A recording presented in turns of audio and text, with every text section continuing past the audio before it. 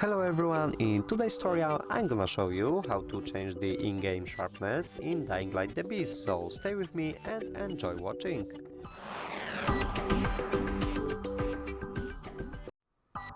So to do it we have to open the settings. At first let's move to the options or press the O button on your keyboard, then go to the video settings, and in here you have to find the sharpness.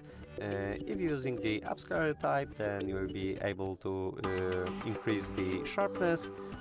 Allows you to, of course, adjust overall sharpness in the game, so I think the best value is 100, but if you don't like such sharpness edges in the game, then you can change it to the default 50 value.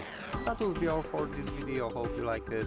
Leave a comment and also subscribe to our YouTube channel. Goodbye!